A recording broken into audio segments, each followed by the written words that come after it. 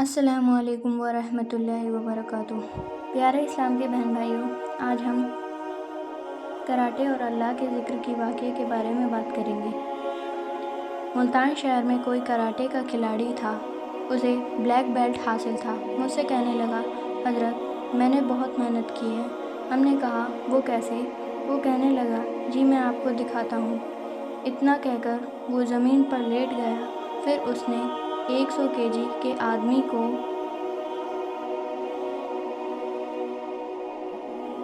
اپنے اوپر کودنے کو کہا، پھر اس کے پیٹ پر 100 kg کے بندے نے 10 بار چھلانگیں لگائی اور وہ آدمی آرام سے نیچے لیٹا رہا اور اس کے اوپر وہ بھاری بھرکم بندہ اچھل اچھل کر چھلانگ لگا رہا تھا۔ پھر وہ مجھ سے کہنے لگا کہ حضرت میں یہ بھی کر سکتا ہوں اور ایسا بھی کر سکتا ہوں اور ویسا بھی کر سکتا ہوں۔ کچھ عرصے کے بعد دوبارہ میری اس سے ملاقات ہوئی۔ میں نے پوچھا، بھائی کیا حال ہے آپ کے؟ وہ کہنے لگا، حضرت میرا کلب پورے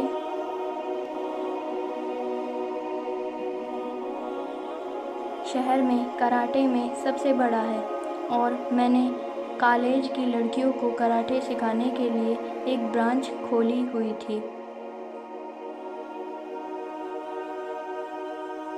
کلب کھلنے کے بعد میں ایک بار وہاں گیا تو میں نے وہاں کی حالت دیکھی تو مجھے سب عجیب لگا، تو میں نے اس برانچ کو بالکل بند کر دیا۔ یہ پہلی بات ہوئی۔ دوسری بات یہ کہ میں نے اپنے بچوں کو سمجھایا کہ بھائی ہم ایک دوسرے پر اٹیک کرتے ہیں اور زبان میں سے ایک بے معنی سا لفظ نکالتے ہیں، تو اس کے بجائے ہم اللہ کا لفظ کیوں نہ نکالیں؟ انہوں نے کہا، ٹھیک ہے۔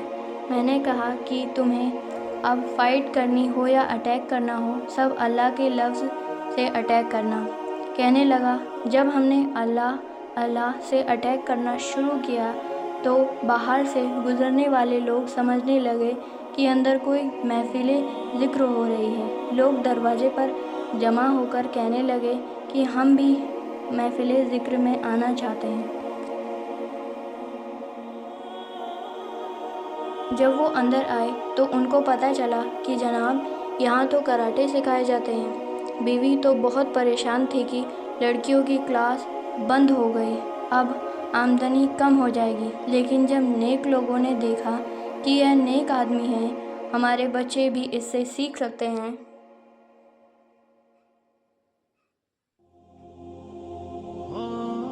تو انہوں نے اپنے بچے بھی بھیجنے شروع کر دیے۔ اس طرح لڑکیوں کی کلاس کی تلافی ہو گئی تو ہمارے لڑکوں کی تعداد پہلے سے 3 گنا ہو گئی۔